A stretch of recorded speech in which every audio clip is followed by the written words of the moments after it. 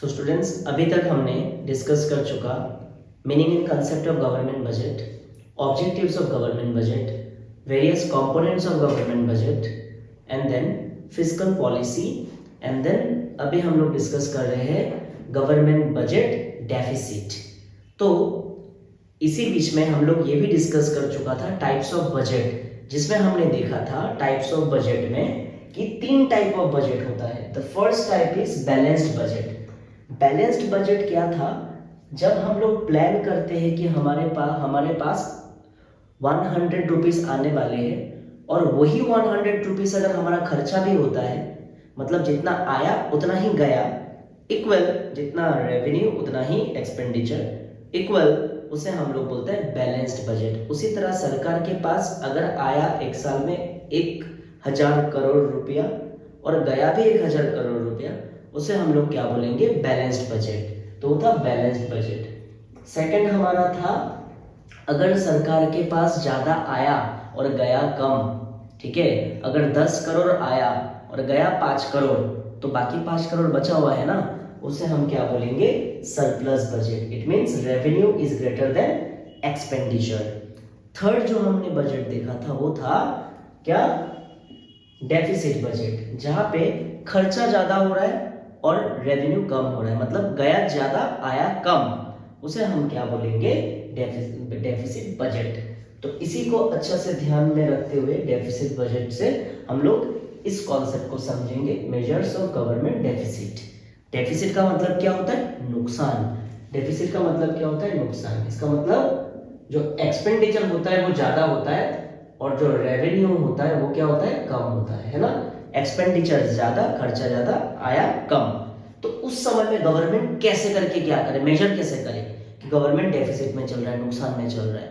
तो उस मेजर को करने के लिए हमारे पास 3 टाइप्स है, 3 टेक्निक है, 3 टाइप्स आप बोल सकते हो, 3 टाइप से मेथड से हम लोग निकाल सकते हैं। तो जो सबसे पहला डेफिसिट, तो एक बार और, गवर्नमेंट डेफिसिट क्या होता है, बजट डेफिसिट क्या होता है? जब आया कम और गया ज्यादा, नुकसान, डेफिसिट। तो उसको मेजर करने के लिए कि सरकार नुकसान में चल रहा है, नहीं चल रहा है, क्या हो रहा है, उसको ना 3 मेथड होता है, ठीक है, 3 डेफिसिट होता है। तो पहला जो डेफिसिट होता है उसे हम कहता है रेवेन्यू डेफिसिट। क्या होता है रेवेन्यू डेफिसिट में स्टूडेंट्स?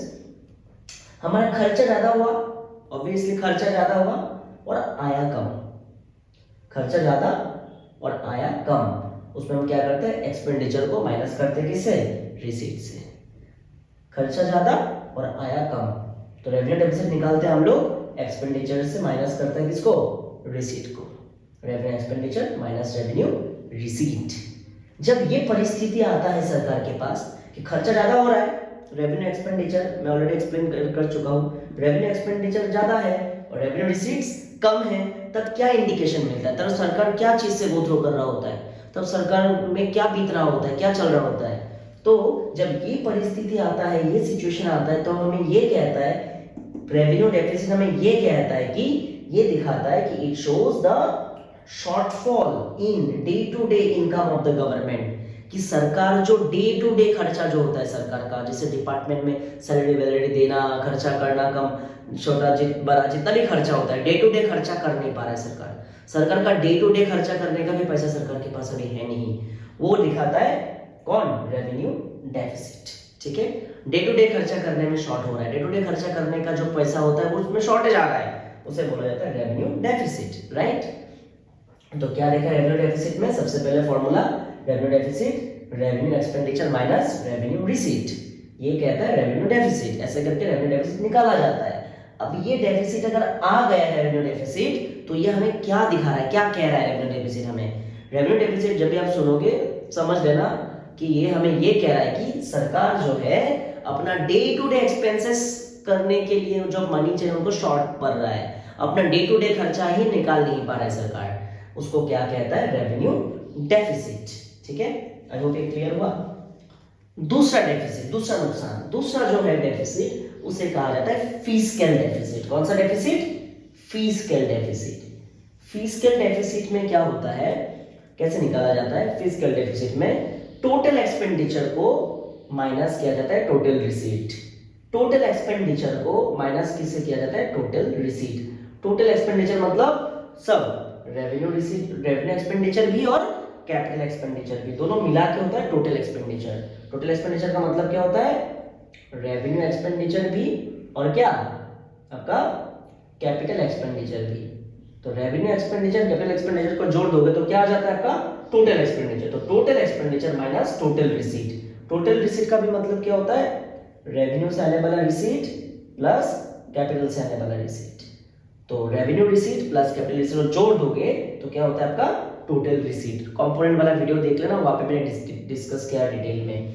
तो टोटल एक्सपेंडिचर का मतलब क्या हो गया, मतलब सब मिला के, रेवेन्यू कैपिटल सब मिला के जितना आया वो, मतलब सब मिला के जितना गया वो ज्यादा गया, मतलब revenue expenditure plus capital expenditure मिला के जो गया वाला पैसा ज्यादा गया, एंड देन जो आया वो कम आया।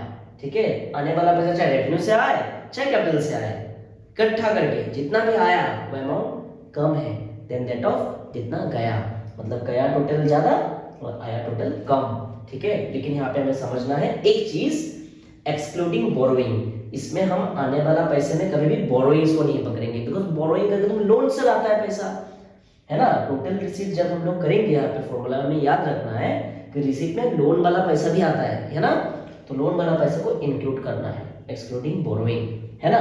तो फिस्कल डेफिसिट क्या कहता है, टोटल एक्सपेंडिचर को जब हम लोग माइनस करते हैं टोटल रिसीट से।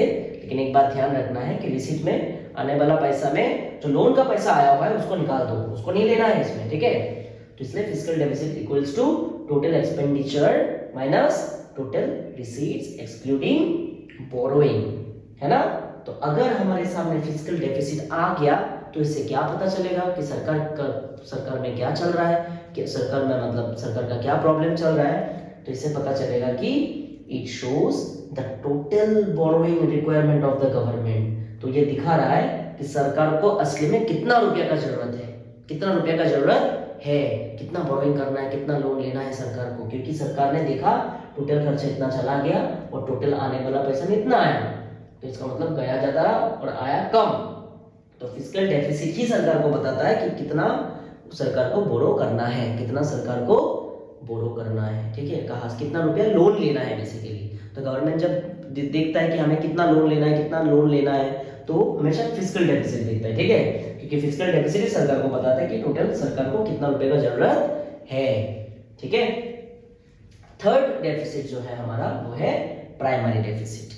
तो प्राइमरी डेफिसिट क्या कहता है, प्राइमरी डेफिसिट कहता है फिस्कल डेफिसिट जो हमने यहाँ पे निकाला है, फिस्कल डेफिसिट वही fiscal deficit minus interest payment. Interest payment का मतलब होता है जब हम लोग लोन लेता है ना, तो लोन लेके जो हम लोग पेमेंट करता है ना उसे बोलता है इंटरेस्ट पेमेंट। ठीक है, तो उसको माइनस करना। हम लोग मतलब सरकार जो लोन लेता है उसको जो पेमेंट करता है, सरकार भी लोन लेता है ऑब्वियसली, बोरोइंग करता है, तो जो लोन लेता है उसे अमाउंट को बोला गया इंटरेस्ट पेमेंट। तो प्राइमरी डेफिसिट क्या कहता है, fiscal deficit minus fiscal deficit मतलब ये वाला डेफिसिट जो हमने निकाला, primary deficit equals to fiscal deficit minus interest payment. तो जब भी आप देखोगे कि प्राइमरी डेफिसिट दिखा रहा है, इससे क्या पता चलेगा, क्या इंप्लीकेशन है इसका, इसका इंप्लीकेशन है it shows the real burden of the government excluding past borrowing. ये रियल बर्डन बता रहा है सरकार का कितना बर्डन चल रहा है, excluding past debt. Past debt का मतलब होता है पुराना कर्जा, पुराना कर्जा को छोड़ के, पुराना कर्जा को निकाल के अभी करेंटली सरकार के ऊपर कितना बर्डन है, कितना रुपया सरकार के पास अभी है, कितना रुपया सरकार का कर्जा है, कितना बर्डन है सरकार के पास, वो बताता है कौन, प्राइमरी डेफिसिट। ठीक है, तो मेजर्स ऑफ गवर्नमेंट डेफिसिट में हमने क्या देखा, डेफिसिट का मतलब होता है एक्सपेंडिचर ज्यादा रेवेन्यू कम, गया ज्यादा आया कम। तो ये जब परिस्थिति आता है दुख वाला परिस्थिति, जब ये दुखी वाला परिस्थिति आता है उसमें क्या होता है, तीन प्रकार से हम इस दुख को, इस प्रॉब्लम को हम लोग मेजर कर सकते हैं। क्या, revenue deficit, fiscal deficit and primary deficit. ठीक है, रेवेन्यू डेफिसिट क्या बोलता है, revenue expenditure minus revenue receipt. देखो रेवेन्यू रेवेन्यू है ना, और ये दिखाता है कि सरकार डे टू डे खर्चा ही अपना दे नहीं पा रहा है। और फिस्कल डेफिसिट क्या कह रहा है, टोटल एक्सपेंडिचर सब मिला के, रेवेन्यू कैपिटल सब मिला के कितना गया, वो ज्यादा गया, और रेवेन्यू और कैपिटल मिला के जो आया वो कम आया, मतलब गया टोटल ज्यादा, आया टोटल कम, एक्सक्लूडिंग बोरोइंग, बोरोइंग को नहीं लेना है रिसीट में। ठीक है, इसमें और ये दिखाता है कि सरकार को असली में कितना रुपए का जरूरत है, एक्चुअल रिक्वायरमेंट ऑफ द हाँ, बोरोइंग रिक्वायरमेंट। तो सरकार जब कोई बोरो करना चाहता है पैसा किसी से तो हमेशा फिस्कल डेफिसिट देखता है, वो बता देता है कि सरकार को कितना रुपया बोरो करना है, कितना रुपया चाहिए, ये कौन बताता है? फिस्कल डेफिसिट, ठीक है। और प्राइमरी डेफिसिट बता दिया आपको फिर से, fiscal deficit minus interest payment, है ना। तो ये बताता है कि सरकार एक्चुअली में कितना बर्डन में है, पास्ट डेट को छोड़ के, पुराना जो अतीत में लिया हुआ था उसको छोड़ के भी अभी कितना बर्डन में सरकार है, ठीक है। तो ये रहा measures of government deficit. I hope आपको ये क्लियर हुआ, और अगर कोई डाउट होता है तो कमेंट में जरूर बताना। एक टेलीग्राम चैनल का लिंक आपको दे दिया जाएगा, इस रिगार्ड कोई भी नोट्स वगैरह कुछ भी चाहिए होगा आप उस टेलीग्राम चैनल में ऐड हो जाओगे तो आपको सब प्रोवाइड किया जाएगा। और कुछ भी डाउट क्वेरी होता है तो आप कमेंट में जरूर लिखना। Thank you.